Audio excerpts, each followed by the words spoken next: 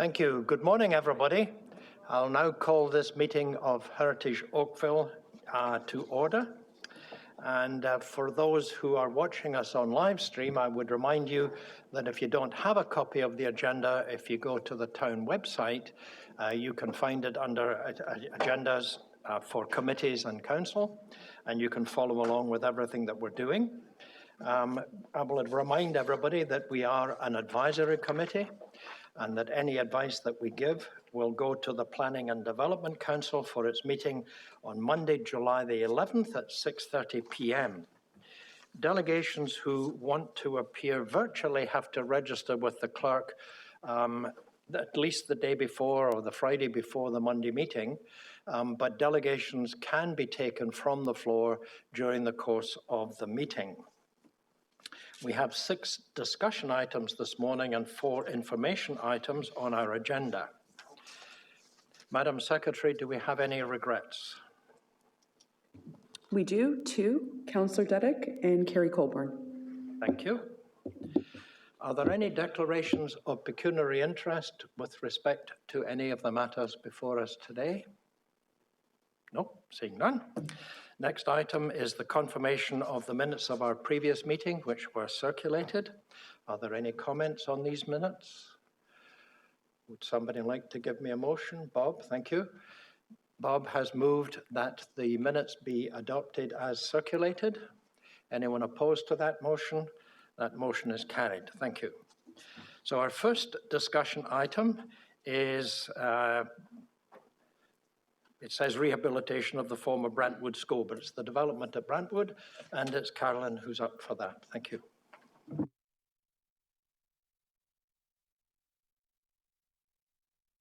No. Oh, there we go. Okay, so this is a heritage permit application for the former Brantwood School. The property is located within the Trafalgar Road Heritage Conservation District, as you can see. It is a contributing property within the district and contains the former Brantwood School building. So the application is to rehabilitate the former school building into a new residential development with 9 units. And part of this work requires or includes the restoration of the school building, the construction of a new rear addition, and new landscaping on the property. Just a few images of the property as it looks today. Obviously, it's been boarded up for quite some time, waiting for this project to begin. And some views of the entrances, which are proposed to be restored. This is the site plan. It's a lot of things going on in this drawing. It might be easier to look at it in your package, but generally you can see the light gray building is the existing building with the new addition being filled in to the rear in the top left-hand section with the hatching. And a new landscaping on the property. There'll be a driveway with parking at the rear. There'll also be 2 sections of parking along Allen Street, 2 smaller sections, and a new sort of plaza in the front of the building to bring a bit more prominence to the front of the former school. Just a close-up on the next slide, you can see as part of this landscaping, it'll also include a feature wall and a historical plaque that will be installed just to give a description of the former school and a history of the site. So here's a drawing of the front elevation. I've outlined in orange or highlighted in orange. These are the areas that you see the most amount of change. So in the far left, there's a 2nd-story bay being added to the 1st-story bay. In the center, the next 2 going left to right, those are some additional windows that have been added, but they're keeping it in line with the existing windows on the building. And to the right, the larger orange rectangle, that's a brand new bay that didn't exist on the existing building that they're adding to match the one on the left. And just a couple other changes. On the far right, a 2nd-story being added to a little bump out there on the south elevation. So now we are coming around to the south elevation. Again, there's on the far left that 2-story bay. In the center, that bump out has a 2nd story being added to it. And of course, new windows on this elevation, which is mostly blank. So that will be new windows for the residential units. And then to the right, the addition of the parking area and the balconies. Coming around to the rear, of course, the majority of this is brand new. This is the new addition. To the right and to the left, The bulk of that building, of that section of the building already exists, but the new balconies are being added to that portion. And then coming around to the north, on the left-hand side is the new addition, the residential area with balconies and the driving and parking down below. And to the right is just that a second-story bay being added at the front. So here is a view of the building as proposed. They are looking at retaining the building, generally speaking, in terms of materials and restoring the stucco and the brickwork that you see. It's been painted for many years. They are looking to restore that brickwork so it's exposed again. And then redoing the entranceways and the front doors, which are to be restored, as well as the handrails, which have deteriorated and need to be replaced. So the idea is to replicate them with new materials to match the existing. And of course, the windows, which were non-historic, are to be new windows to give an appearance of what could have been there. The building, of course, changed over time. It was an arts and crafts building that was 1.5 stories and slowly evolved. So there's not one specific era that the building is being restored to because it has been altered over time. But the idea was just to make sure that the new windows are compatible with the overall look and with the Heritage District. So the Heritage Committee did see a site plan application, which was no longer required because of changes from the province, but there were some comments through that process from the Heritage Committee that have been addressed. So one was to incorporate signage and to commemorate the history through the name of the development and install a historical plaque. So this, and I can let the applicant speak to this more, but they are referring to it as Brantwood, and we are working with them to install a plaque to commemorate the history and incorporate appropriate signage. So that will be part of the details to be worked out at a later stage through staff. There was a heritage impact assessment submitted and was included in your package for this development application. The historic building, again, is to be restored and renovated in a way that retains its important features while also providing new units. The new addition is to the rear and retains the height and massing and scale of the building. So the original building will still be very prominent and visible along the street. And the restoration work and new landscaping will improve the overall appearance of this important building and protect it for the future. One of the things we always say about heritage buildings is it has to have an appropriate use to make sure that it's actually being lived in and being maintained and taken care of. So for us, this is sort of a win-win. It's actually going to be functional, it's going to be used, and that means the building is going to be taken care of. So the staff recommendation is for the approval of the application, subject to a couple conditions. This first, that final details on the window, door, canopy, cladding, signage, and plaque materials be submitted to Heritage Planning staff for final approval. And secondly, that the paint removal process be finalized through staff as well. We just want to make sure that that process is being done appropriately. And this was also, these conditions are also based on the conditions recommended in the Heritage Impact Assessment. So we're trying to make sure everything that was dealt with through that document from the Heritage Consultant is dealt with through our staff recommendation. So that is the recommendation. I'm happy to answer any questions, and we have the applicants, including the Heritage Consultant, here as well. Good, thank you, Carolyn. This is substantially the same as a proposal that we saw at the sort of comment on site plan, with our comments, I think, incorporated into it, and I think it's nice to see that that happened. Okay, any questions of Carolyn? Bob? The picture of the rendering doesn't show any of the mature trees in front of Brantwood. Is it planned that those will be kept? Through you, Mr. Chair, to the committee member, the best thing is probably actually to look at the site plan. It's on page 27, but maybe if we could bring the presentation back up, it would be helpful. Just to show, because the renderings, of course, just show, the goal is just really to show the building. Thank you. I can't seem to go back.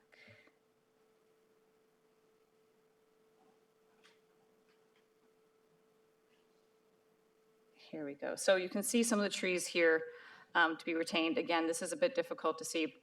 Where you can see the X's, so in the bottom left-hand corner, there are a few trees there. And on the far right, or not the far right, but in front of the building to the right, there is one there to be removed, and a couple along the outside as well. I do have the applicant here that can probably speak to a little more detail in terms of what the types of trees are. But that would, of course, go through the proper channels for approvals. Right, Bob? Thank you. Good. Okay. Any other questions of Carolyn? No, thank you, Carolyn. There is a registered delegation from the applicant. Does the applicant wish to speak?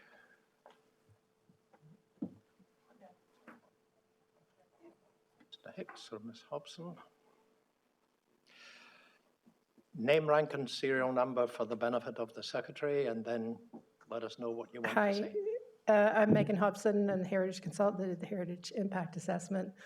We are not here to do a delegation today. We're just here to answer questions. One of the questions that we did have was about the heritage plaque, but that's something that we're going to work out with heritage staff. I spoke with Carolyn to make sure that has all the information that you'd like on it. So, Yep, good. thanks. And Bob, were you happy with your answer about the trees, or did you want Ms. Hobson to expand on that? So the big trees are staying. It's a few to the side and a few to the north. Is that? Yeah, my understanding is the intention is to keep all of them, the large healthy trees, and just to remove a few so that they can install the new landscaping, which is really going to improve the frontage substantially. Thank you. Okay. Any other questions of the applicant from any member of the committee? No? Thank you. Thanks. Nice to see you. Is there anyone else who wishes to speak on this application? No? Good. So we're confined to the board. Comment or discussion? Jerry? Thank you, Mr. Chair. I have to say this is a really fine example of keeping the massing of a heritage context in place and designing an adaptive reuse that's very apt. This is even the place that could even house even more densification because there is a lot of area there. And I just have to applaud the client and the designer for a really good job at keeping the context, the built form context in its place and giving an appropriate adaptive reuse. Thanks, Jerry. Any other comments from anyone?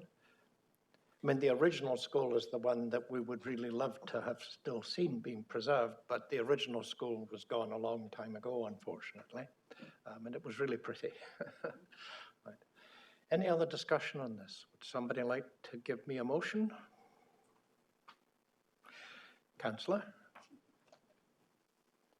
Councillor Gittings has moved that the staff recommendation be approved. Is there any further discussion on that motion? Is there anyone opposed to that motion? Seeing none, the motion is carried. Thank you. The next item on our agenda is a heritage permit application for 242 Reynolds Street, and that's Sue this time. I've got your name right this time, Sue. So thank you. Off you go.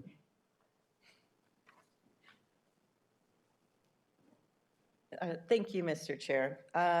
So I'll take the committee through the heritage permit application that we've received for 242 Reynolds Street.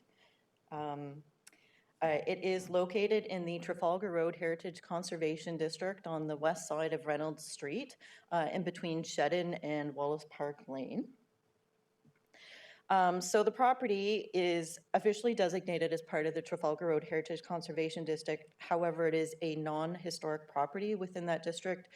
It was constructed before the district was put in place in the mid-1990s, built sometime in the 1980s, and it is a two-story brick and vinyl siding house.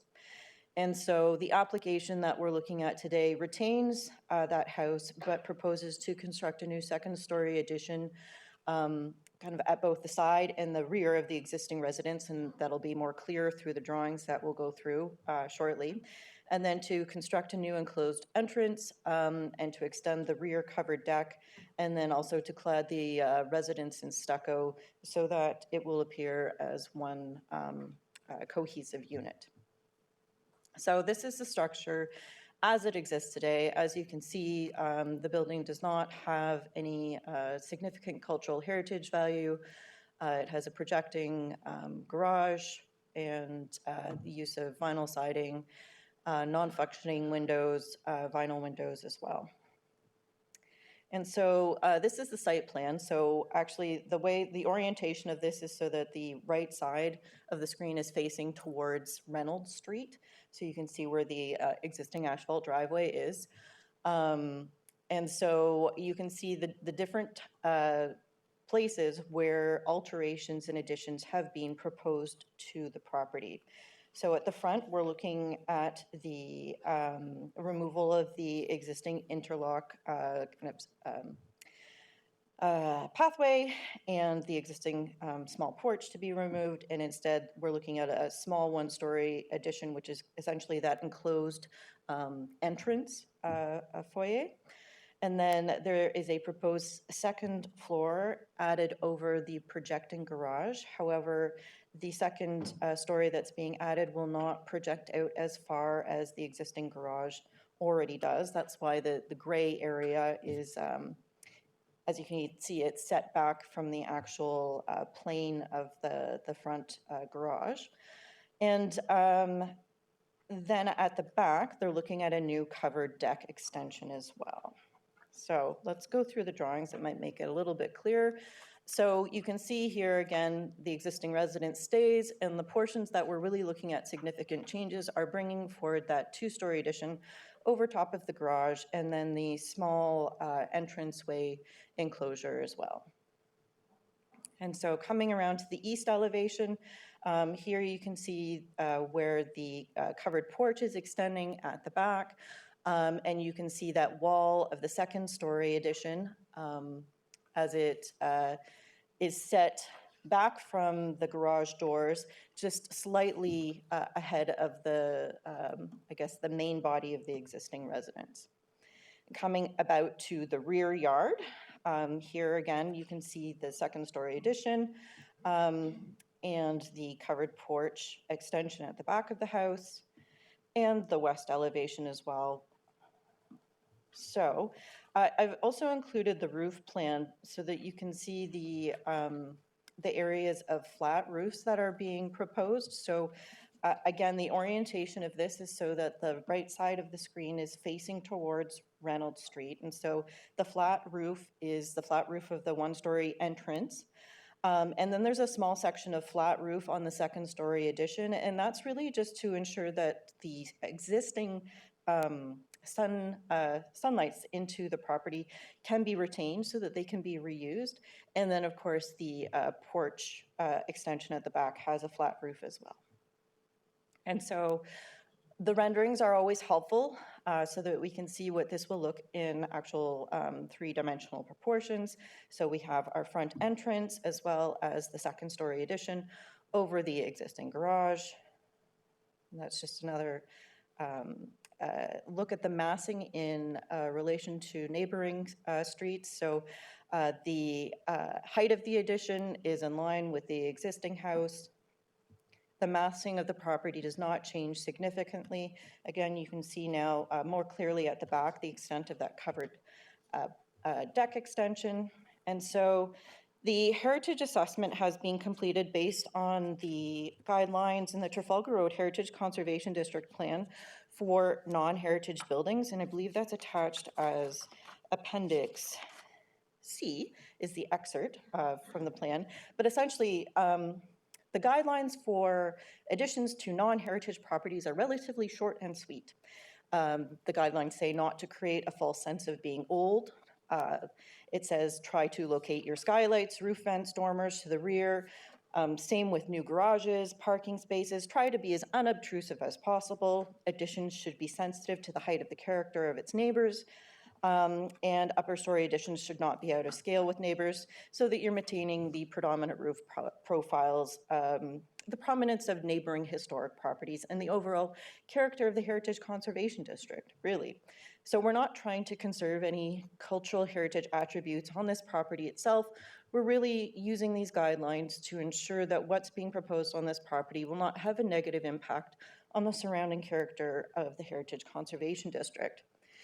And so staff's assessment is that the addition is being located to the side and the rear. It's as unobtrusive as possible because it's already, it's building on the existing structure that's there. The height and massing aren't significantly changed and should not be out of scale with neighboring properties because that existing house stays. The design is contemporary, and that generally meets the guidelines of the Heritage Conservation District Plan. It's not pretending to be something that it isn't. Really, the contemporary design kind of is picked up through the new stucco cladding on the second story of the building and wrapping around to the rear. And staff have worked with the applicants to ensure that the texture is a slightly rougher coat so that it does not appear to be a very smooth coated, very modern looking building despite its contemporary design. So the staff recommendation is for approval of the application. Of course, final details on our windows and doors will be submitted to planning staff for final approval before installation, and that the heritage permit expire 2 years from the date of final approval. So I'm happy to answer any questions you have, and I'm not sure if the applicants have registered to delegate or not, but I will do my best, of course. Yeah. There was a minor variance granted. Do you remember what that was for, Sue? Certainly. The minor variance is discussed in the staff report. It was fairly minimal. So the variance was to permit the maximum residential floor area to be increased to 43.45% when 42% was already permitted. So staff did feel that that was a relatively minor issue and took the opportunity to work with the applicants to kind of massage some of the details that were of the design that were presented to the Committee of Adjustment to make it more in line with the heritage guidelines of Trafalgar Road. Good, good, thank you. Any questions of Sue from the committee members? No, thank you, Sue. In fact, Mr. Austin Emino indicated that he would register or attend virtually. Madam Secretary, is he still planning to attend? Mr. Chair, he is. We're just getting him on. Hello.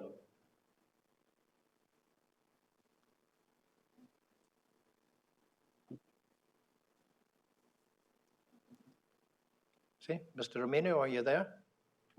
Yes, hello. Okay. And did you hear Sue's presentation? Is there anything you wish to add to it? No, we agree with everything Susan said, and we worked with her quite a bit to kind of come to this final design. So we agree with the conditions for approval, and we hope that you approve it as well. Thank you. Does any member of the committee have a question to ask of the applicant? No? Good. Thank you, Mr. Romino. That's it. So we're now, is there anyone else who wishes to speak to this application? No? Good. Right, we're confined to the board. Any discussion? Jerry? Thank you, Mr. Chair. I think this, is there any hope? Well, let me just start. I think this has not captured the best architectural spirit of the neighborhood. I think it's just shy of getting there. It's a little bit awkward proportionally and architecturally, especially when we look at the proposed north elevation, the windows above the garage, the windows above the house, the front door. It's the proportion of the windows, it's not there yet. And it seems to be neither fish nor fowl at this point. It's neither fully contemporary and it's not traditional and it's not really bridging the two. It's just a little awkward and it's not quite there, in my opinion. Thank you, Mr. Chair. Okay. Any other comments? No? Well, would somebody like to give me a motion? Bob? That's I propose that we accept the report and approve it. Thank you. So Bob has moved that the staff recommendation be adopted. Any further discussion on that motion? Anyone opposed to that motion? The motion is carried. Thank you. So the next application is with respect to a demolition and construction of a new house at 194 Front Street, and that is Carolyn. Off you go. Okay, thank you, Mr. Chair. So here is the existing house at 194 Front Street. I'll take you through the application. It's located just the south side of Front Street along Lake Ontario at the terminus of George Street in Old Oakville. So it is designated as part of the Old Oakville Heritage Conservation District, but it is not considered to be a contributing property. There was an older house in the property that I think is partially there still, but the house was heavily renovated in the 1970s so that any remains of the historic building are not readily visible or retained within that house that was renovated. So staff have supported the removal of the building on the site for the construction of a new house. So that's what the application is before you today, to demolish the existing house and to construct a new one-story frame house. Again, here's an aerial view just showing the building. It is slightly by itself. It's got the town park to the east and 176 Front Street to the west, which has quite a bit of green area and gardens. So it is a little bit on its own on the south side of Front Street, as you can see. Here are some views, of course, looking towards the park, looking at the lake, and there is the house. Again, you can see all the alterations that were made and added to over time. And a closer up view. Here's an older photo from the 80s just showing the view from the lake, since of course it's difficult to get this view. We haven't approved a heritage planning boat in the budget, so. This is a view of the site plan. So you can see from here, it's a very similar footprint to what the existing house is, and it's showing in green and yellow the additional space that's being proposed. So this includes a wraparound porch and a porch along the front and side, and a porch along the rear as well, facing the lake. The house appears as a 1.5-story building, but it's actually 1 story and fairly low in height and has similar massing and scale to the building that is there today. And it does get set back, so there on the far left you can see is the larger portion, and then as it goes down, lower in height towards the west. And of course you can see the front and side porch along Front Street. And the house is to be clad in wood siding with multi-pane windows. So again, keeping a fairly traditional cottage lakefront style. This is coming around to the east. Again, you can see the open porch and then the porch along the back. It's a simple gable roof building with dormers coming out and traditional wood posts and columns and railings for the porches. To the rear, of course, larger glazing, which is often supported in the Heritage District where it's to the rear facing the lake. It's not as readily visible from the street and of course allows the owners to have those views towards the lake without impacting the heritage character of the district. And then this is looking from the west, which again is currently quite covered in a lot of vegetation on that side. And here is a roof plan showing the dormers, the gable dormers towards the street, and the larger shed dormers towards the lake. Here are a couple of views of the building. Of course, these perspective drawings are not perfect, but they give the general idea of what is being proposed on the site. And parking would be open parking to the left with the vehicle shown, so there's no garage being proposed as part of this application. And a view from the lake. So the new house, again, has a similar footprint and scale as the existing house. It is a traditional cottage-style house with wood siding, porches, gable dormers, and shed dormers, and multi-pane windows, which are part of the character of the district and found on other houses nearby. There were 4 minor variances that were approved by the Committee of Adjustment. These included the rear yard setback, the front yard setback, lot coverage, and residential floor area ratio. These were supported because they generally maintained the existing conditions of the existing house on the site, and the planners felt that there was not going to be a significant impact in that regard. And this was supported by heritage planning staff as well. So we have the staff recommendation to approve the demolition of the existing house and the construction of the new 1-story house. And we have the one condition, which is our standard condition, that final details on the window, door, porch, decking, roof, and cladding materials all come to Heritage Planning staff for final approval. And I'm happy to answer any questions, and we have the applicants here as well. Good, thank you, Carolyn. As far as getting photographs from the lake or building a library of those, I'm sure Tow Wharf or Halton Regional would be quite happy to take you out on their boat and you could take some shots and you could use them for future applications. That would save us having to put a boat. I think it would probably cost about $750,000 to get a decent boat. So I don't think our budget would support that, Councillor. Okay. Good. So any questions of Carolyn? Yes, Brenda. Through you, Mr. Chair, and thank you. I just have two questions, and I'm referencing the statement that Susan presented previously in the statement that said, what were the criteria for an infill home in a heritage district for a new non-contributing home? So when I'm looking at page 116 of 333, the front view, the question I have is just on the front windows. They may not be, but to me, they, especially on the upper left, well, the whole front, it gives the appearance of muntins, even though I think those were not to be in a new home. And the other was just the general observation that, to me, this is a proposal where the home is trying to look old, as opposed to a newer home that's not trying to do that. So again, in comparison to the home we just looked at in the previous presentation. So I'd just like your comment on that. Yeah, through you, Mr. Chair, the committee members. So I think we do support multi-pane windows because we don't feel like that's necessarily just trying to replicate heritage buildings, because multi-pane windows have been around forever and they continue to be built and included even in new subdivision homes. I think the biggest thing when we're looking at a more traditional styled house like this is to ensure that we're not copying too many of the details.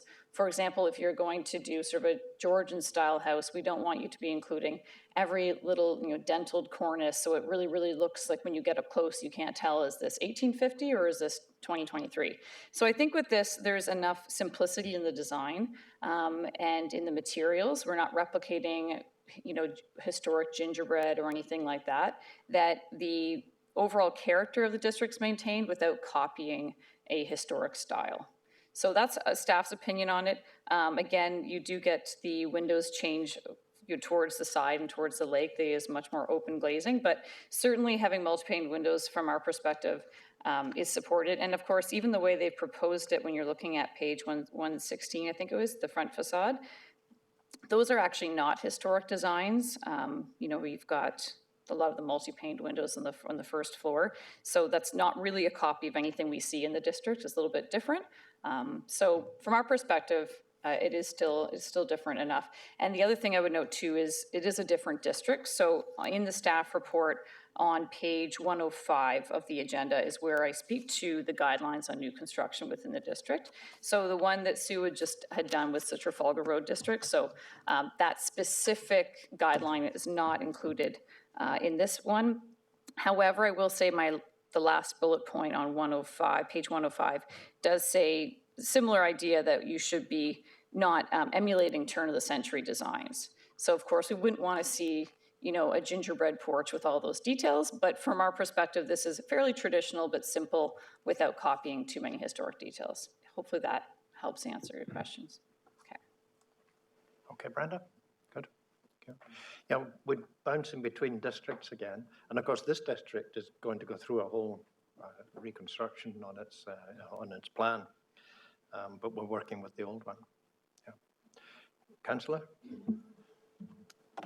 Thank you, Mr. Chair. Through you. So are there any other approvals in place? I appreciate that the Committee of Adjustment has been completed and approved the variances. Anything from Conservation Halton or any other agency? Yes, I understand, and the applicants can speak to this in further detail, but they had gone through a lengthy process with the Conservation Authority at the very beginning, which of course is always our recommendation to get that dealt with first, because that impacts where you can build. So the footprint of what you see is based on all of those discussions and approvals with the Conservation Authority. So the applicants are good to go? I would let them give a final answer to that. I just know that they have done many conversations with them, and we typically don't take a heritage permit through on something that we know won't get supported from that perspective. But I will let them give a final If they answer on could those. cover that, Mr. Chair, I'd appreciate it when they speak. Thank you. Good, thank you. Any other questions of Carolyn from the committee? No, thank you. We do have the applicants here, and that's Mr. and Mrs. Cockwell, I guess. So it's Mrs. Cockwell who's going to speak. So if you just give your name and address for the committee, that's all. Good morning. My name is June Cockwell at 194 Front Street. In answer to you, Mr. Giddings, we have had considerable consultation with Conservation Halton, and it is they that made us cut the wraparound porch off at the back because they had an access issue with us. But we still would love to have the wraparound porch. We're trying to make it a net zero building, and we can actually prove that the access thing is a non-starter, and maybe we can do that later on. So, but they've given us, as you see it there now, that is what they've approved. So you We're have trying their really hard to be approval, net zero. Pardon? You have their approval, because Yes, I we know do. from other applicants that Yeah. can take a long time. Yep. Yeah, good, that's good, okay. Thank you, Mr. Chair. I appreciate that. I remember when it came through to the Board of Conservation Hall, and I just wanted to make sure that everything had gone through. Thank you. Thank you for your care. I don't know if there's anything you wanted to add, or if the committee had any questions. No, good, okay. Thank you. Super. Thank you for coming here. Okay, so is there anyone else from the people here who wishes to speak to this application? No, seeing none. Good, we're now confined to the board. Councillor Gittings? In the absence of any questions, I'd be happy to move the staff recommendation, Mr. Chair. Super, thank you. So we have a motion on the floor. Is any further discussion of that motion? Jerry? I just wanted to take the opportunity to make a comment on this one as well. I think that the architecture appears pleasant and neutral, a neutral traditional architecture. Regrettably, I will feel the loss of that little unique quality in the experience of the Heritage District while promenading from the Lakeside Park on to Front Street, especially because it is right adjacent to the end of George Street and that little parkette. I know that, whether that existing building is considered a jewel or less than at some earlier meetings that we've had at this council. And I guess beauty is in the eye of the beholder, but I will miss the unique quality that is presented there in the heritage experience of downtown Oakville. And it is regrettable that Conservation Authority didn't allow the wraparound porch. I think that would have been a lovely addition. And those are my comments, Mr. Chair. Good, thank you, Jerry. Brenda? My comment is actually to the sound system. There seems to be something when Jerry just spoke, there's out of sync between what we're hearing, which is muffled, and actually the synchronization with the screen. It's very difficult to I'm finding follow. difficulty with the sound system again, Yes. Brenda. So Yes. I'm not always hearing. Yeah, and each delegate, we've found it very muffled to hear them speak. Yeah. Thank you. Okay, that's something that should be noted in somebody's job jar to improve the sound system here. Are there any other comments, Bob? Through you, Mr. Chair, I'd just like to congratulate the proponents on not taking any trees out to accomplish this new design. Good, thank you, Bob. Right, any further discussion on the motion? Is there anyone opposed to the motion? Seeing none, the motion is carried. Thank you very much.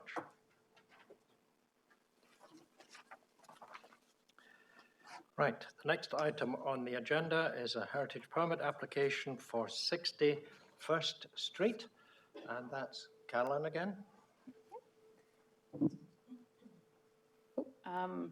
Should be 60 First Street instead of 152 Chisholm.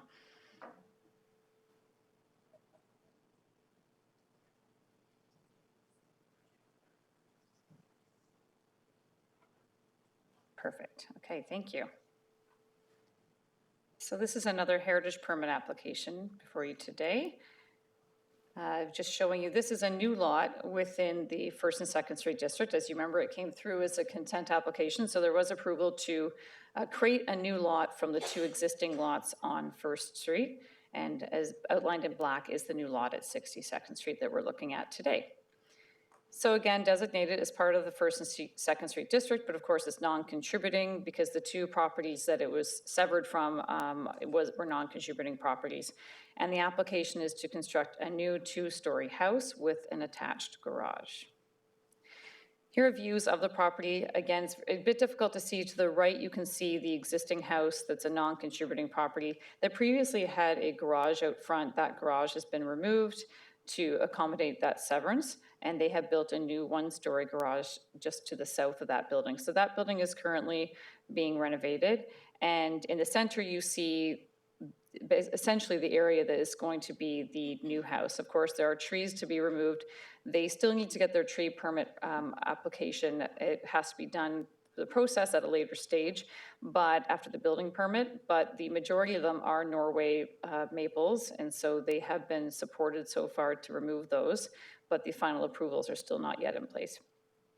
On the left-hand image, you can see the other non-contributing property, which will remain. One thing that will change, of course, is the driveway where you can see that car. That will be removed because that will be in the new lot. So the use or configuration of that building will have to change at some point. We don't have any applications in for changes to that property, though, only the one to the north that you can see in the far right image. So again, this shows a bit better that existing driveway where the X is, that's to be removed, and the garage that has already been removed, showing where the new house will be in the center. And the dotted line showing, again, that new lot. And this is information that was taken from a heritage impact assessment that was submitted for the development application. We did not include it in the heritage permit application just due to the amount of space, and also because at this point we'd already dealt with that through the development application as opposed to the new house, but that is available if anyone is interested in getting a copy. Here we go. So this is the site plan application. The new house is shown in the center. The other one we were just looking at with the new garage is there just to the left. And of course, the other existing garage is to the right. So it is a 2-story dwelling. The garage is minimal in size. It's set significantly back, as you can see, quite a long driveway. The house is about 12.5 meters setback from the street, the majority of the house, and the front porch being 11.5 meters. So with this district, there is a lot of variation in the front yard setbacks, and often we're looking for not necessarily one simple number that applies everywhere, but looking at it as a case-by-case basis. Because you have such unique setbacks to the north and south, this was worked out to have a larger front yard setback than is required by zoning, which is 7.5 meters, to ensure we had a lot of that space, but also making sure the new house didn't line up exactly with the house to the north, to keep that variation in setbacks and open space within the district. Here is the roof plan. So again, you can see the garage in the top left-hand corner. From the front there, you can see it's a gable roof from the front with the front, like sort of frontis piece on the front where the entrance is, done in brick. The red outlines and blue outlines, this is for the glazed openings calculations, which is required as part of the First and Second Street District, that the glazed openings on the front facade not go beyond 35%. It is a touch over, but staff have supported the design as is. The idea being that these first story is sort of treated like a bit of sunroom, but they have tried to minimize the glazing elsewhere. Again, you can see the garage on the left-hand side set significantly back. The height is also lower than the rest of the house. Materials are wood windows, brick, board and batten siding, and traditional muntins included with the windows as well. And looking along the south elevation, so this is on the left-hand side is the garage, and the right-hand side is the front of the house. And coming back to the rear, again, larger sections of glazing on the first story. At the back, facing into the rear yard. And then the north elevation where the brick has been brought through in the chimney and on the first floor and the board and batten in the upper story. Here are views of the house showing how they fit into the properties with the new house, the new renovated house to the north and the existing house to the south. There are a few more views and they've been included in your package as well.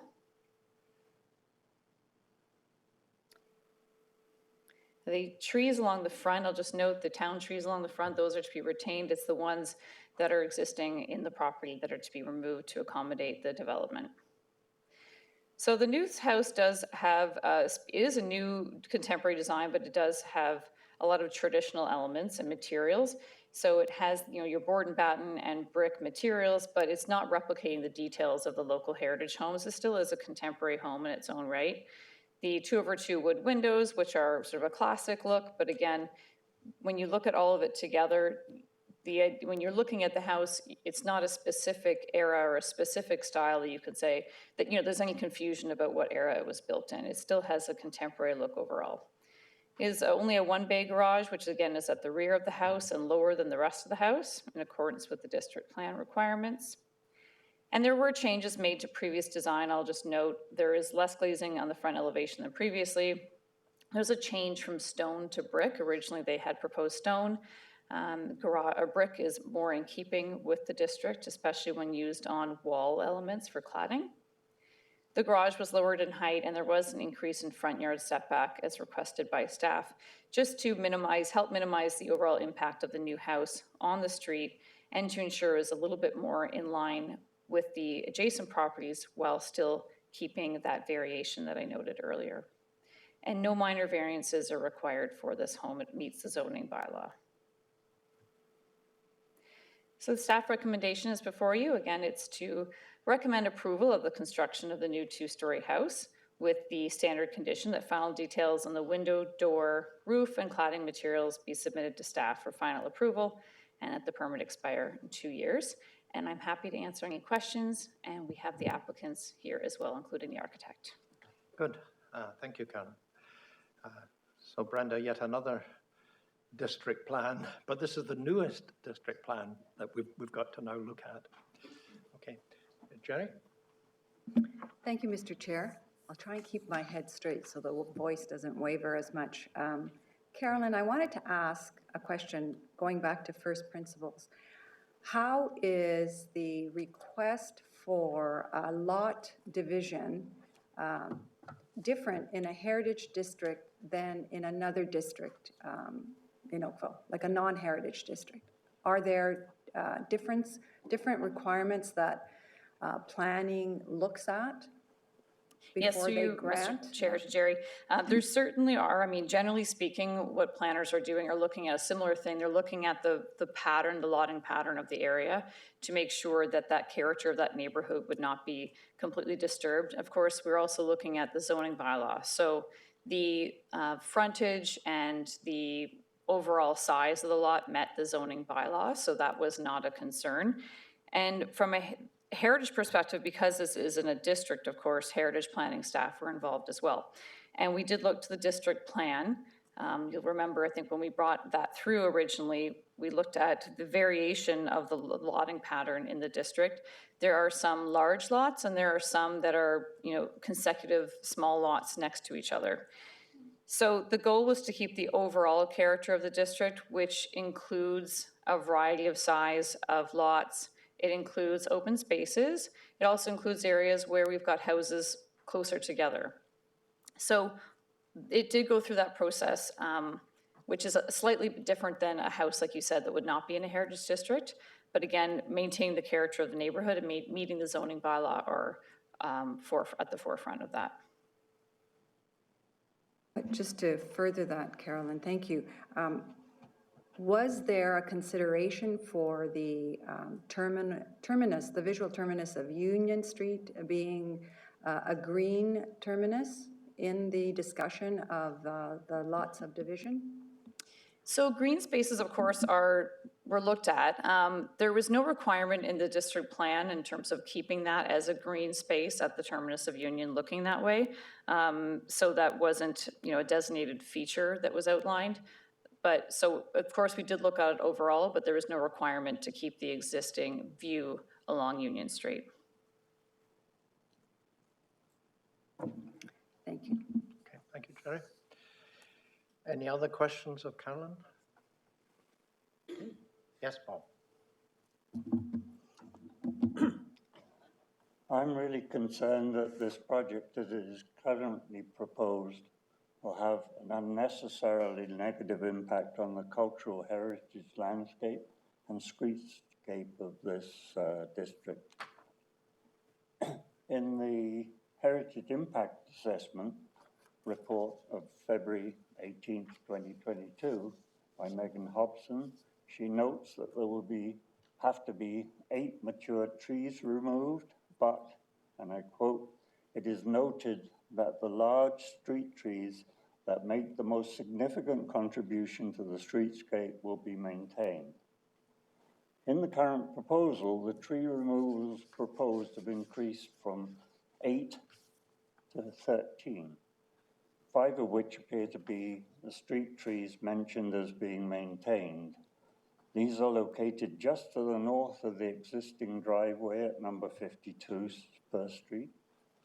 In the drawing plan for the new building at number 60, it shows that the existing driveway, previously part of 52, to be on the north edge of these proposed trees.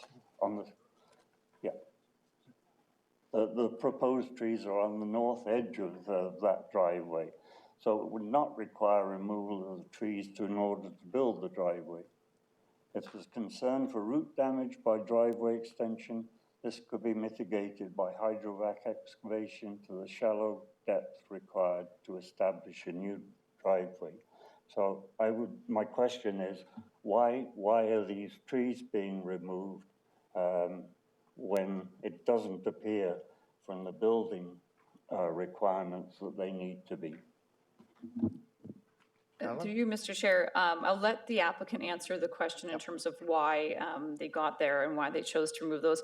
I just want to make a note. I think the heritage consultant is referring to the town trees that are to be retained in terms of the street trees. So I think those ones shown on page 132 that are to be retained. I think you're speaking about the little group of them right next to the driveway, correct?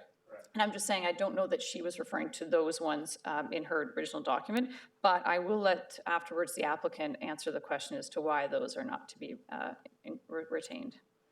Okay, so you're saying that the trees that the heritage consultant indicated were sort of an essential part of the area, they're being retained because they're town trees.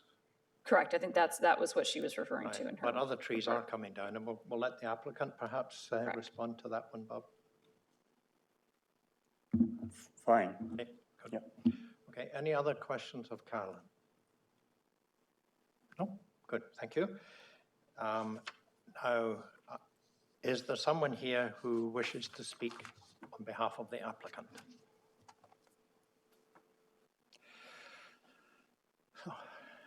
Name, rank, and serial number for the clerk. Good morning, Mr. Chairman. My name is Gus Ricci. I'm the architect on this application at 64. My address is 64 Rebecca Street, Oakville.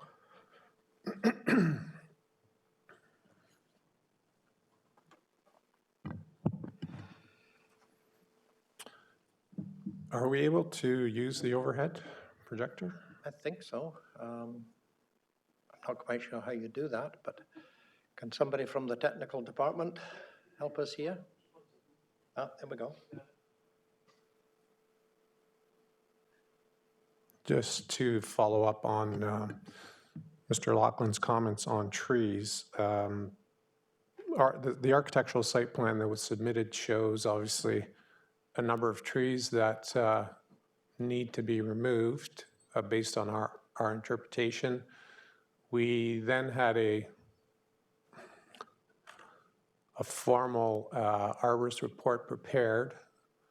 And based on the report, using, town standards in reporting the trees that had to be assessed, you'll see here on the site plan that may be hard to see, but the trees numbered 6, 7, 8, 9, 10, 11, 12, 13, 14, 15, which are the trees to be removed. There's a total of 10 trees that are to be removed. And then number 16 and 17 are they're town trees that were referred to in the Heritage Impact Assessment. And in that impact assessment, the report says that from a streetscape point of view, those are the trees that contribute most to the streetscape and the sense of tree canopy and so forth. And obviously, we're not intending to harm any of those trees.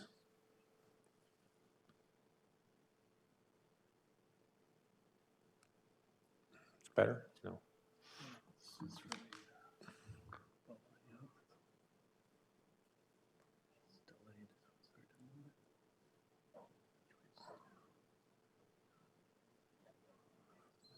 Is that better? Okay. So from a tree process point of view, as Carolyn mentioned, we are in the process of building permit application. We've actually contacted the building department and asked to start the tree permit process because we will require a permit to remove those trees. We were informed by the building department to hold off on that application until we're a little bit further along in the building permit review process, and that we should apply. They will inform us as to when we should apply for that tree permit. We're fully aware that the process of the tree permit, including potentially a requirement to replant with new trees a certain percentage of trees that have been removed. So our client's well aware that there's going to be substantial tree planting that's going to be required to offset what's been cut down. Also to note, there is no, the majority of the trees to be removed are Norway maples except for 2 elm trees. And the arborist, although some of them were in good condition, there were some that were in fair condition, but there was no sense that there's a unique species or historical species in that grouping that he required to be saved. I hope that answers your question, sir. Bob, are you? Perhaps we can get the picture of the property as it currently is, and perhaps you could enlighten me which trees are 16, 15, and 14. I can do that for you, sir. I have photographs as part of the arborist report.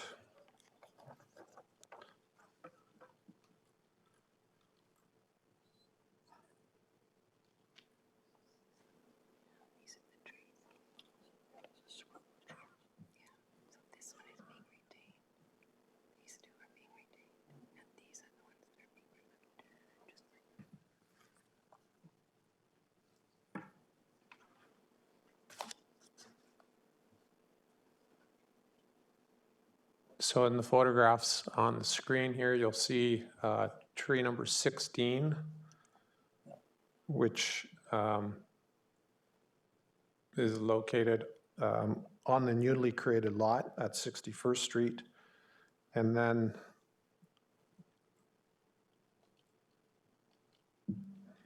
sorry about that. Tree number 17 is actually on the retained lot to the north, which would be at 64 First Street. If we could get the picture up from the presentation. Circles on it, that's helpful or not helpful. If you put that down, it might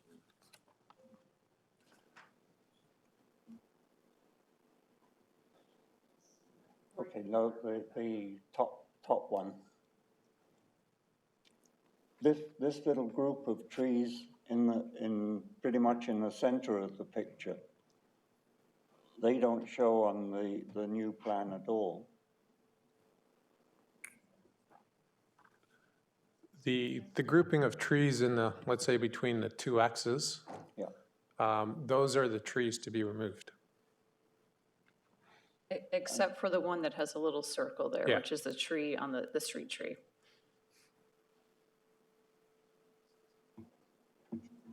And why do they need to be removed? Predominantly because they are in the way of the proposed new dwelling. They'll be within the footprint of construction. I think he might be referring to the few, and now I don't have my sheet, but the few that are next to the driveway, like the hammerhead portion of the driveway. And maybe it's best to bring the PowerPoint presentation back up and we can look at the site plan. Because I think there are a few that you're referring to that are not where the construction of the house is, but on the front landscaping, the front yard. So I'll just take to the site plan. Here we go. So I think it would be 11, 12, 13, 14, and 15 as shown there, where there's no actual construction on the site. However, there is still construction nearby and the driveway nearby. So I think those are the ones, Gus, if you can refer to. Yeah, if it's the grouping that's closest to the road just beyond, I mean, they're going to be impacted by construction, the driveway, access to construction, delivery of materials, and actually, if you look at the report, some of those trees are not in great condition. Some of them are actually leaning against other trees, so that the recommendation was that, you know, they should all come out as a grouping, but noted that there will be substantial replanting of new trees to make up for the loss of those currently on the site. And it's you know, under the tree bylaw in the town of Oakville, the town recognizes that, you know, in the event of construction of a new building where trees are in the way, they agree that they have to be removed. But our duty as a Heritage Advisory Committee is trying to preserve the cultural landscape heritage and also preserve the streetscape. And so that, to some extent, doesn't override, but it's definitely our responsibility to address that and the impact that a new development would have. I agree with that, sir. And the Heritage Impact Assessment has addressed that and stated that by maintaining those, you know, the principal trees along the streetscape, which are town trees, will maintain that cultural heritage of trees in that district. I understand that, you know, we will be losing trees there. That's, you know, that's pretty obvious, but we still propose that we will be providing new plantings to replace what's been lost. Okay, so the town tree bylaw also requires that, but your client wants to put trees back onto the front. That's correct, sir. Yeah. But the trees that are there would be impacted by construction of the driveway and all of the rest of it. Yeah. And they're not particularly healthy trees from your arborist report. That's correct. Is that what you're saying? Does that help you, Bob? There are going to be new trees, and the trees that are in the Heritage Impact Assessment are going to be maintained. Okay.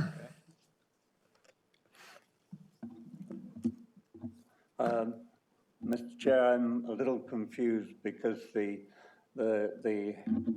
Heritage Impact Assessment talked about 8 trees being removed. Yeah, based on the most current arborist report, there's actually 10. Actually 10. So there are more trees coming out of the front than were contemplated by the Heritage Assessment. Yeah, and that I believe has to do with, obviously that the town has a specific way of reporting which trees have to be documented. And, based on the arborist report, he had to add 2 additional trees that, obviously the impact assessment didn't see as being part of, the requirement to report on. But the arborist has had to report on, obviously there's certain regulations on which trees have to be reported. That's why we have an additional 2. Okay? I hear you, Bob. Yes and no. Yes, I know, I hear you. I hear you. Trees are always a difficult issue for us, and the extent to which we can do things about them. Well, specifically those trees at the front are quite crowded, and, over time, trees need air, they need air circulation, they're leaning against each other. So I understand they currently provide a visual character to the street, but we obviously don't know how long that will last. Yeah. And even if you were to move the driveway would still be covering most of the drip line of the trees, so that Well, that's correct, sir. it would impact them anyway. Yep. Okay. Any other questions? Jerry, did you want to? Thank you, Mr. I just wanted to clarify for Bob that given where we are now with this application here and having the house being built, those trees, the 11 to 15 trees are at a low elevation. And if this house is to be built, they couldn't survive because the elevation would have to be raised by a couple of feet, I would imagine, just looking at it from a cursory viewpoint. And I think that would be the primary reason that those trees can't stay, because they couldn't survive the elevation change for the new house. Thank you, Mr. Thank you, Gerald. Any other questions of the applicant? No? Thank you, Gus. Thank you. So we're confined to the board now. Jerry? Yes, Mr. Chair. I think Bob and I are on the same page of this one. I think here we have to call a spade a spade. I've mentioned this before. We are changing the heritage landscape, or the heritage landscape of this area is being changed just by the fact that there will be a house, a mass, where there is presently a heritage landscape.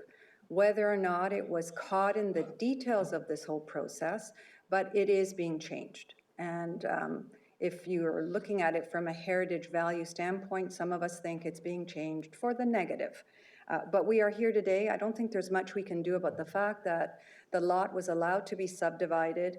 And Mr. Chair, I don't know where we are, or Carolyn, I don't know where we are in terms of, how this can go forward or not. I am not in support of this application, not for the architecture. The architecture is lovely. I think the south elevation is my favorite. It is really a nice Oakville vernacular gable study, a little bit of whimsy in there. I think it's lovely. The design is lovely. The front entrance, the contrast between the the solid entry tower and the glazed front is a little bold, but that's part of the design. The architecture is lovely. I have an issue with the fact that this lot was allowed to be subdivided, and we are filling in at the end of Union Street. We're putting a house where there is presently a lovely linear collection of trees, Norway maples. They look like they're at least 30, 40 years old, but that whole collection is part of the heritage consciousness of the experience of place, and we are losing that. So let's call a spade a spade. We're losing a heritage landscape here, and this is where we are. I think we have to just acknowledge that, and I do not support this application. Thank you, Mr. Chair.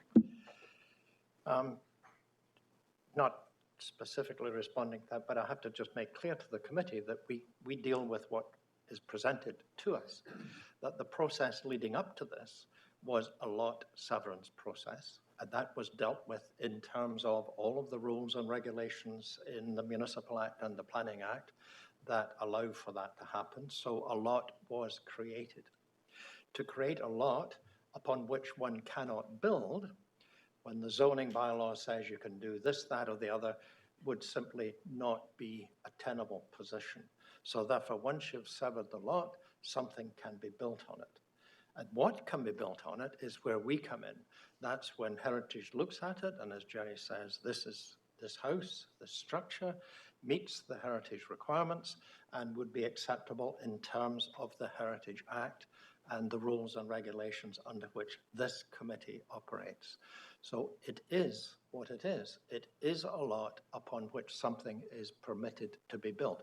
We might all regret the loss of the open space, but that open space was somebody's private property, and that got severed, and it was created as a new building lot. So I just have to advise you on that. Brenda? Thank you, and through you, Mr. Chair, to build on that, where we started, pretty well, I guess, almost 2 years ago on this, which was going to be 3 very large homes that would have fundamentally changed the character of the neighborhood, I think we've landed in a decent place. I agree it's not ideal, but it's much better than it was going to be, and I'm hopeful that when the other application comes home for the home to the south, closer to the lake, on how that's going to handle the driveway and access to the garage, that too will be as thoughtfully done as the architecture for this new proposal. Thank you. Yes, there has been heritage impact on the process as it got to where it is now. Yeah. Okay. Any further comments from anybody? Bob? Just comment to you, Mr. Chair, though as you say, this is a fait accompli in terms of there being permission for a house to be built there. I think we can all still request that everything be done to minimize the negative impact on the cultural landscape. And so that's what I would propose, that we should ask that be added as a caveat, perhaps, to the staff report. Yep. That's right, Bob, but I think if you read the staff report and the heritage impact assessment and the submission that is before you and the recommendation from the staff, they are saying to you that they have done just that, and the process involving some of us have done just that to make it an appropriate addition to a heritage district, and that they have minimized the heritage impact. And that's their recommendation to you. You don't have to accept that recommendation, but that is their recommendation to you. That's the point that we're at. Okay, any further discussion on this? Would somebody like to give me a motion? Yes. Would you like to tell us what motion that you... I move to accept the staff recommendation. Okay, good. Thanks, Russ. So Russ has moved that the staff recommendation be accepted. Is there anyone opposed to that motion? Seeing 2, the motion is carried. Thank you, everybody.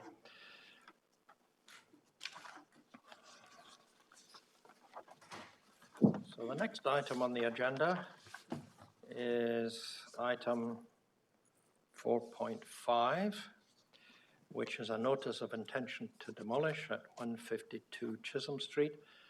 And that is Sue who's doing that for us. Thank you, Sue. Thank you, Mr. Chair.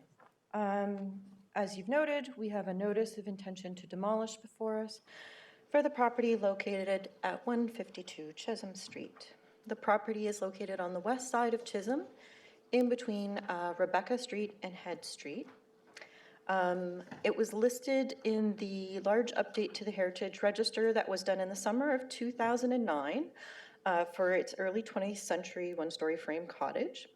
And so the notice of intention to demolish has been submitted along with a heritage impact assessment. And so I'm just going to briefly take you through some of the contents of that heritage impact assessment, which was completed by a qualified heritage consultant, to hit on the requirements for designation as outlined in Ontario Regulation 906 to determine whether or not the property is worthy of heritage designation under Part 4, Section 29.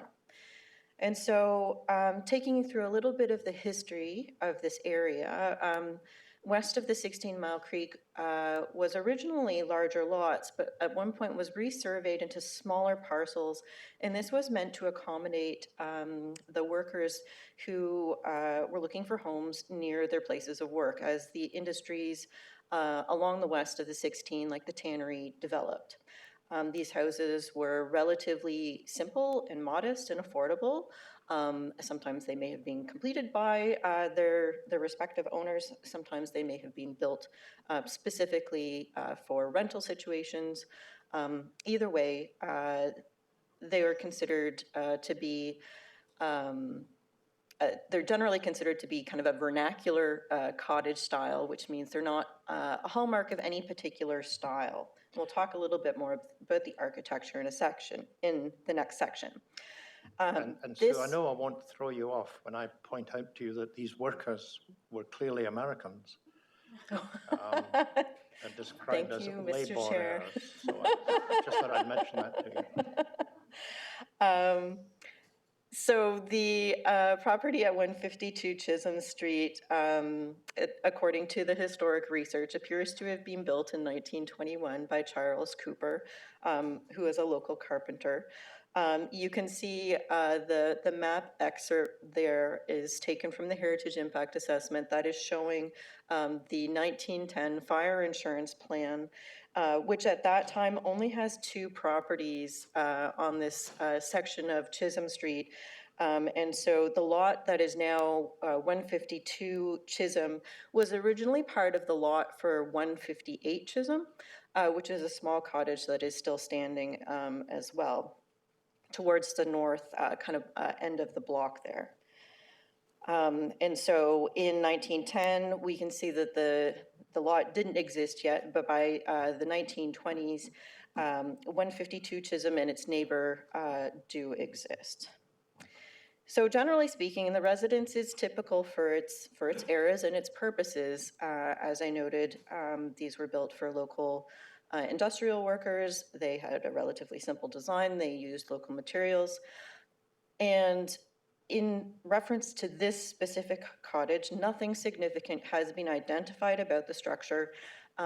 It is not considered to be a good representative example of a simple workers' cottage any longer. I'm not saying that workers' cottages aren't significant, just that this particular cottage itself is not, due to its alterations through the addition of aluminum siding. You can see here, which is the backyard, there's been a rear addition with a flat roof and alterations to the front porch as well.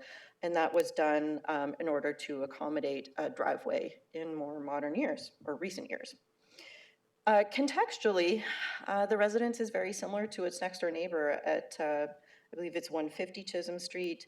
And well, the neighborhood, as I mentioned, certainly developed to accommodate these workers and local industry. Many changes have been made to this area over the years, and the streetscape has definitely been changing with larger and more elaborate residences that have been constructed over the past several decades. This area is not a heritage conservation district, it would be staff's initial opinion that there has been a loss of heritage fabric over the past 3 to 4 decades, really, that has taken away the neighborhood's ability to be read as this historic neighborhood of small workers' cottages due to all of these changes. And a heritage conservation district would be very unlikely. Regardless, the question before us today is not about a heritage conservation district. It's about whether or not the property merits heritage designation under Section 29, Part 4 of the Ontario Heritage Act. And it is staff's recommendation that it is not significant. It does not meet the tests of the criteria set out in Ontario Regulation 906. We agree with the recommendation of the heritage consultant. And therefore, we are recommending to you to remove the property from the Heritage Register. I would note, and this is simply a side note, that the property actually has come in for demolition because the owners are proposing to build a second story onto the building, not necessarily to demolish it. However, as that proposed addition would change the intrinsic character of this building and the reason why it was listed on the Heritage Register in the first place, we are taking it through this process to answer the question, is it worthy of heritage designation or not? And so staff's recommendation here to you today is that it is not. And the building may stay. I think you can see some of the plans for the proposed new development at the back of the package, but that is slightly beside the point. The question is whether or not it's worthy of designation, and that is the response that we have provided to you. I'm happy to answer any questions the committee has, and I do know that the representatives of the applicant are here to assist with questions as well. Thank you, Mr. Chair. Yep. And this property on the list didn't, in fact, make it to the target group that Kristen and Elaine are working on. So it would have gone anyway. And Thank it's you, just been Mr. Chair. accelerated now because they want to do something with it. Yes, the reason it was not considered a priority for heritage designation.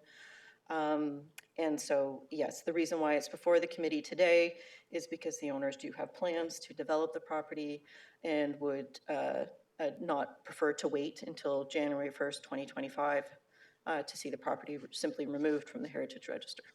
Good, good, thank you. Any questions of Sue? No, thank you. Anyone else wish to speak on this? No, good, confined to the board. Any questions, any comments? Can somebody give me a motion, Jerry? Are you going to move the staff recommendation? I will. I'll move the staff recommendation. I wanted also to say that although this is not significant on its own, I understand from our comments in the past that if we had, if we could turn the clock backwards and we would have been able to retain many of the buildings in the area, could have been designated as a district, but here we are today again. And so it can't stand on its own. But for that matter, I think that the addition is a quiet and modest addition. It fits in relatively quietly in the neighborhood, although it is a two-story, so I'd be happy to move it. Mr. Thank you. So we're only moving that it come off the list. Okay. So anything that goes on after that will not be coming before this committee. Okay. Anyone opposed to that motion? Seeing none, the motion is approved.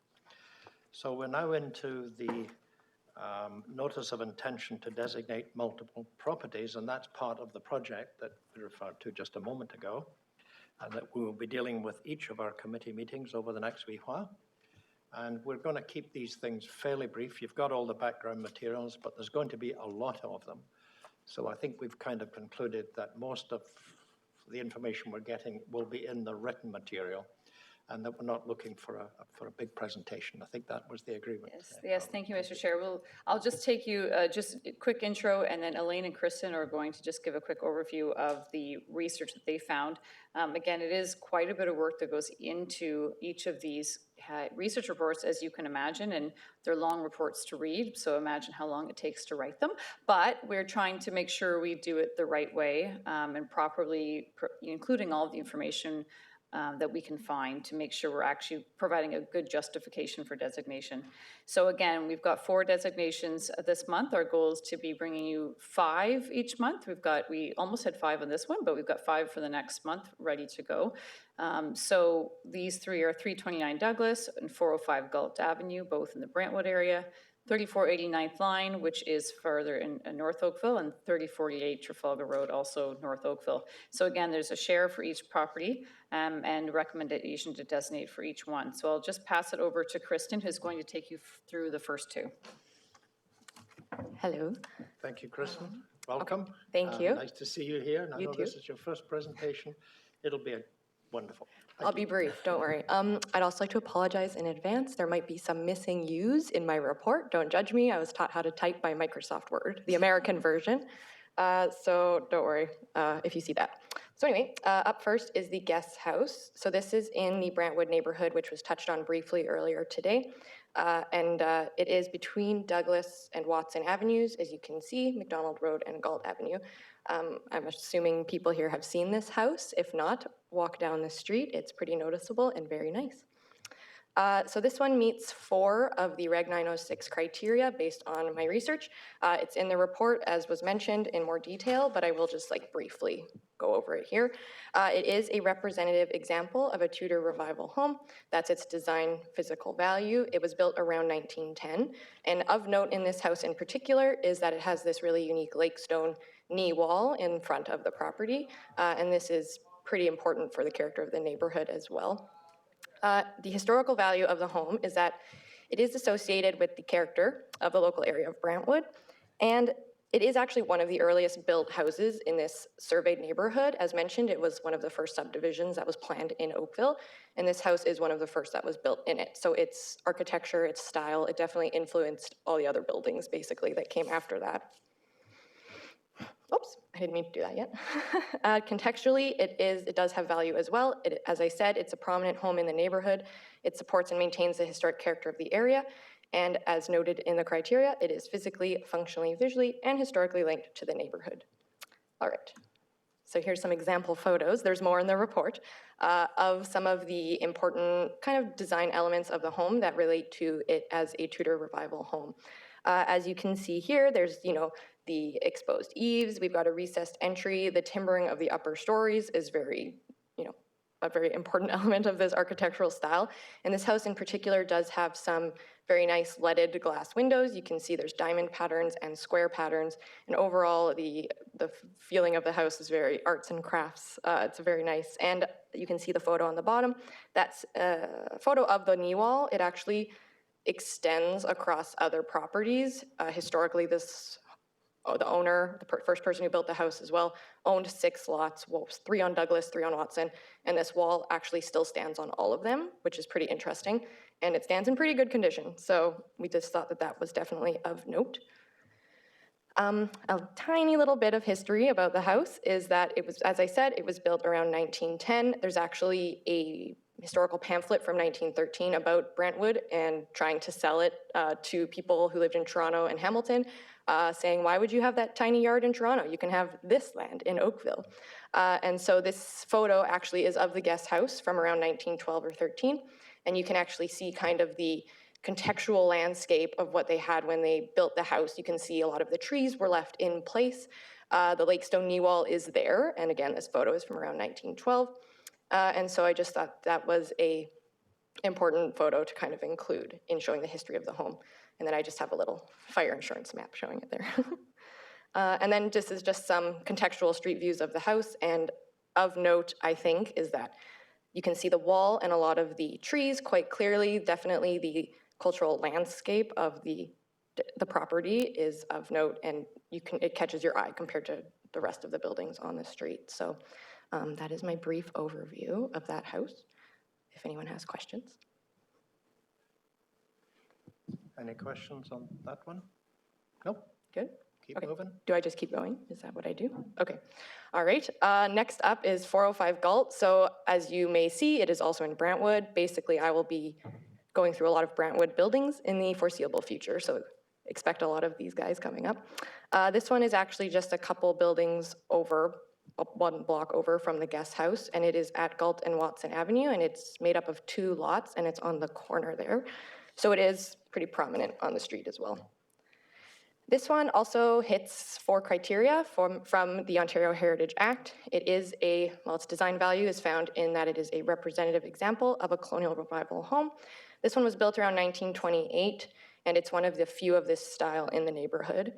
Its historical value is again associated with the character of Brantwood and also connected to some prominent families, well, maybe prominent, some known families, such as the Lunows, the Beatty Edens, and the Bovies. And contextually, as I said, it is quite a prominent building in the neighborhood. You can see it from every angle when you're walking down the street. And it is physically, functionally, visually, and historically linked to the area. So, actually, I'm going to go back to show basically some quick design elements of it that are colonial revival. As you can see, the very symmetrical facade, and of interesting note is those balustrades on either side, so that when you're kind of walking by, it's got this very manor type presence when you see it, and also kind of the front symmetrical porch with those pillars. And then here's just a few more details, the really nice windows around and above the door, as well as the quarter lunette windows on the sides, the gabled sides. And there's just another view from the side.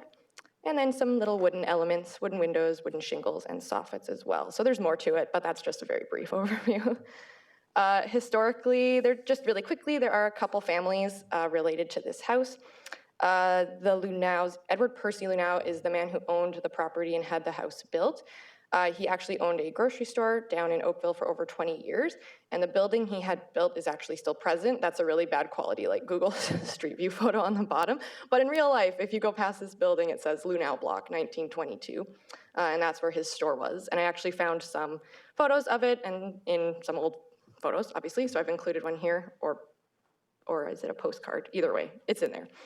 And then you can see on this slide that he had the house built over 2 lots, and the front door looked south towards the lake, which kind of indicates it's older than some of the other houses in the area, because it probably most likely would have had a nice clear view down to the water. So anyway, the Lunows had it built in about 1928. He owned his store over 20 years, and then they sold it about 15 to 20 years after living in it to Noel B.D. Eaton, who is the grandson of Timothy Eaton of Eaton's department store fame. And he lived there for 3 to 4 years before it cycled through some other owners. And then it ended up in the care of the Bovey family, who bought it in 1978. And they actually lived there and took care of the home until just last year. So they lived there for over 40 years and took care of the house. And that's why a lot of the heritage elements are still there today. So I thought it was important to note their ownership of the house as well. And then I just included a couple views of the streetscape. You can kind of see the house. It's on a corner lot. I included more views in the report itself, but you can see it. It is a substantial building, and the further down you go on Galt, there's less kind of historical buildings. A lot of it wasn't built in until the mid-20th century, so this house and its presence is pretty important in that corner. Oops, I guess that's it for me. Super, thank you. Any questions, Kristen? Jay? Thank you, Mr. Chair. Thank you, Kristen. Lovely home. I have a couple of questions. Do we have any photographs of the house of the early 1900s, before 1950? The Bovey, the Galt, the one on Galt, you mean? Yes. Yes. The Galt house. Sorry, the Lunow. Yes, sorry. No, we don't, unfortunately. I did reach out to the children of the Boveys, and they had photos from the 70s, 80s, but we just didn't get them in time for this report. Yeah, the only reason I ask is I'm wondering if the balustrades were original or if they were a later addition, because I don't know, to me it doesn't, I'm just thinking that they don't look original. Carolyn might know a bit more.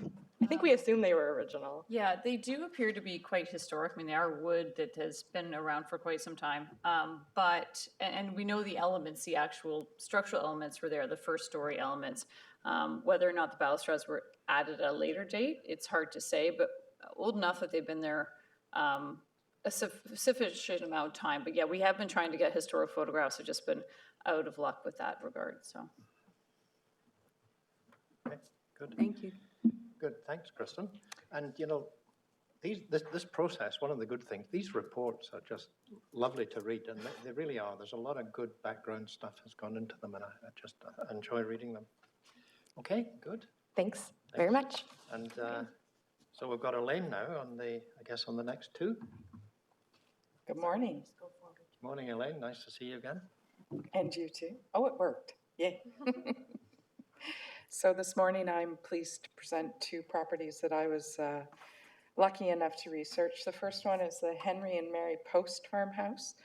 And per Regulation 906, this property has met 3 of the 9 possible criteria. So first is based on design and physical, and this is a representative 19th century Gothic revival farmhouse. Historically, it's significant because of its association with the Post family. The Posts are known as the founders of Postville, Post Corners, and then eventually Trafalgar, the village of Trafalgar. Obviously, a very early settler family. It's also associated with the lost hamlet of Schneider's Corners. If you bear with, and the map will give you a good idea actually here. Schneider's Corners is basically where the roundabout is now, if you've been up 9th Line and William Halton Parkway recently, AKA or formerly Burnham Thorpe Road. Schneider's Corners was a small community that existed for a relatively brief amount of time, but it was very significant to farmers in the area for many years, or the years of its development. The property is also significant because of its association with the agricultural development of Trafalgar Township. This property, being still located where it was built, is physically, visually, and historically significant as it remains linked to its surroundings. So I probably should have been flipping through photos, so I will do that now. And then any questions you have, I'm happy to answer about the post. Henry and Mary Post, or Harry. The image on the upper right shows you the school on the Post family property. So actually the Post, Ephraim Post owned the property before he, bear with me, I can't remember if he sold it or willed it to his son Henry. But there was the Schneider Schoolhouse on that corner lot, or corner of the lot, and across the road was the Methodist Church, if I remember correctly. These are some streets views to give you some sense of what the area looks like now. The top view, you can just begin to see the road rising, 9th Line rising to the newly installed roundabout. And the other one is looking southwest towards the farmhouse behind the copse of trees. Lots of open space there, I see. For how long? Yes, good observation. My second property was the Dr. John A. Johnstone House. Just a second. Oh, Any I'm so comments on sorry, that pardon first me. one? Everybody happy with what they're getting? Good, nope, fine. Keep going. Onward ho. Second property is the Dr. John Albert Johnstone House. This property has also been determined to meet 3 out of the 9 criteria for Regulation 906. And it is recognized for its late 19th century Queen Anne style architecture. It's associated with the aforementioned Dr. Johnston, a veterinary surgeon, and with the former village of Trafalgar, aka Postville or Post Corners. And it, like the 9th Line property, it remains in situ, and therefore it retains its physical, visual, and historical links to the surrounding community. And some current photos. The poor old thing is a little rough or worse for wear right now, but a lot of the details are still intact, if not in desperate need of some TLC. Some early images, and there's Dr. Johnston on the bottom left. Believed to be the Johnston family in the photo on the top, but weren't able to confirm that. And again, your streetscape. So this is located on the northwest corner of Trafalgar and just north of Dundas Street, where the Esso gas station is. It's just a little beyond there. And the bottom image gives you a sense of those empty fields that will soon be looking more like the situation on the right as development gets closer and closer to the historic, remnant historic properties. And this is where Carolyn takes over, but if there are any questions, good, thank you. I'm happy to answer them. Yes? Jason? Hi, thank you. The property you've just shown, is anyone living in that currently? Is it derelict and vacant? Through you, Mr. Chair, no, it's currently vacant, and we thankfully drive by there very frequently, so we have property standards going out quite often or getting in touch with the owner. So no, it's vacant.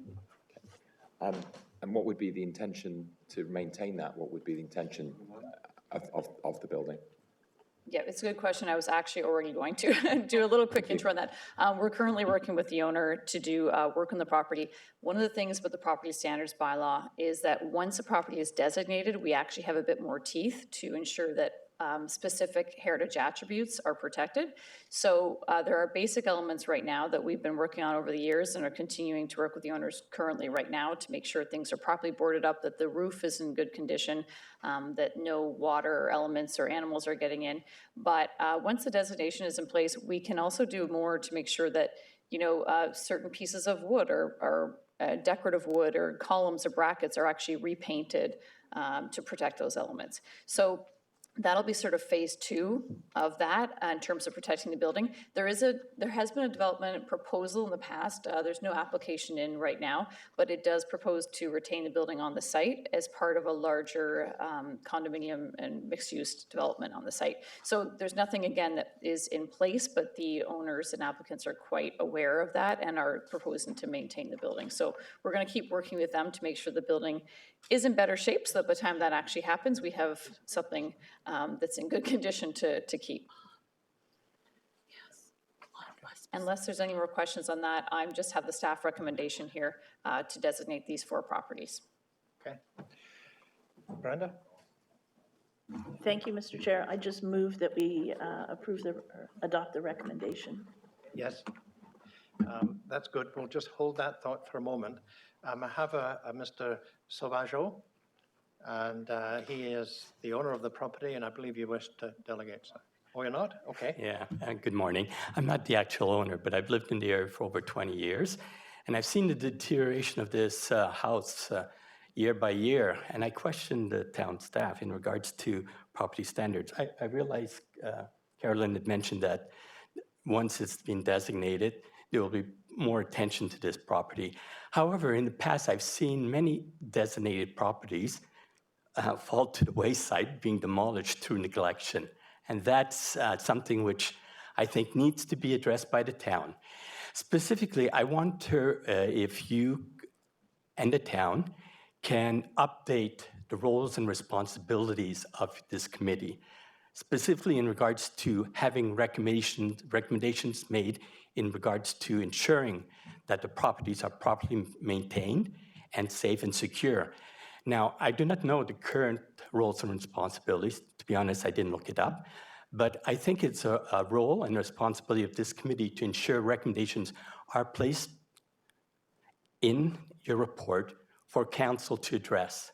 Too many properties have been demolished that have been designated under Section 24, Part 4 of the Ontario Heritage Act. So I speak as an individual that I do not want to see the heritage of the town of Oakville lost, especially if we call ourselves a town. We're not acting as a town to ensure these properties are maintained properly. Now, in regards to timing of the property standards section of the town, going out to ensuring that this is done, especially in regard to the roof itself. Water damage is something that completely destroys the house. So there should be a time frame to ensure that this roof is repaired immediately. I'm saying immediately because this year, of all years, there's been so much rain. And I've seen the roof being deteriorated year after year after year. I think it's very important. So I wish that the town, this is one of my recommendations brought forward to council, that the roles and responsibilities of this committee be updated to ensure that they can make recommendations, not just take staff advice, but can make recommendations to council to ensure these heritage properties are maintained. Lastly, I want to address Bob's concern in the previous in regards to the cutting down of these trees. To be honest, I agree to you 100%. I'm sorry, so you've deviated from your... Yes, I know. I had my hand up to be a delegate. Unfortunately, no one addressed me at the time.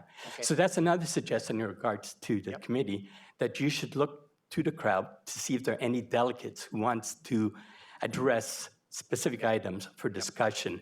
I wasn't a delegate for the previous items because I didn't pay much attention. My main concern was in regards to this item. Yep, I did ask, sir. I must have missed if you were signaling. I must So have missed that, that's and why I would be take that into consideration in the future to make sure that the delegates out there who are not registered have the opportunity to speak to certain items. We do that. In closing, I just want to ensure that the roof is maintained in the last property, and I will be following up with the town to ensure that is done on a timely manner. Thank you very much for your time, and I appreciate all the effort that your committee has Thank made. you for your delegation. I know, I truly appreciate all the effort that's made. Thank you. Yeah, thank you. And I'm sure you know that the staff are really onto this. I mean, they do the best they can with the property standards, but if this property delegation, this designation goes through council, they will have all of the tools necessary to do Right. exactly what it is you're asking us to do. Thank you. I fully support the destination of these properties. Just in the future, you'll have many, many properties coming towards this committee, and I hope that you have the more roles and responsibility to give your suggestions, recommendations. Thank you. Thank you. Thank you for your delegation. Right? Jason? Thank you. I was going to say we should take the chap's details, and when the time comes up for the next renewal of the committee, we get him on it, because we're all volunteers in the same way, and that obviously as a volunteer and a town resident, we all have the same passion about trying to maintain. This is a voluntary role that we all fulfill, and you might want to partake in that on the go forward. Sorry, I didn't catch that at all. I think he's saying that the next time there's a call for applicants for membership of this committee, you should consider joining. I think that's what you were saying, Jason? Correct. Because we're all volunteers. We're all I just. volunteer my time too. I'm retired. But it's not I have open now. other issues to deal with within the town. Okay, thank you for your suggestion. Appreciate it. Now, that was good. Thank you, sir. Okay, now we do have a motion on the floor from Brenda that we adopt the staff recommendation. Anyone opposed to that? Nope. Right, the staff recommendation is adopted, so we're recommending to council that these designations go forward. I'm trying to move us along quickly, if that's all right with everybody, because I will absolutely have to leave here in half an hour. So if we don't get through the rest of the business, Jerry, you'll have to take over. So the next item is information items, and we have the Heritage Conservation District update. And I don't know if Sue wanted just to give us an update where we are. Thank you, Mr. Chair. I'll be very brief. We continue to work hand in hand with volunteers from the Lakeside Residents Association on updating the inventory sheets and hope to have a revised draft of the study out this summer. So stay tuned. Thank you. Okay. And the Heritage Designation info sheet, which people get, has been included for our information in our package. The delegated heritage permits, March 23 to June 23, has been included. And as usual, if you have any questions about any of these delegated permits, you should speak to the staff. The confidential, double underlined, committee membership listing, revised, has been distributed to us. So we all have that. Can I have a motion to receive the information items? Councillor Gittings, thank you. Anyone opposed to that motion? The motion is carried. So the date and time of our next meeting is Tuesday, July the 25th, 2023, back in here again. Looking forward to seeing you all on that day. Can I have a motion to adjourn? Thank you, Bob. And nobody will be opposed to that. So thank you again, everybody, for the gift of your time again today. Good meeting, lots of good stuff. Sorry I hastened it a bit at the end, but I do have a time constraint. So the meeting is adjourned. Thank you.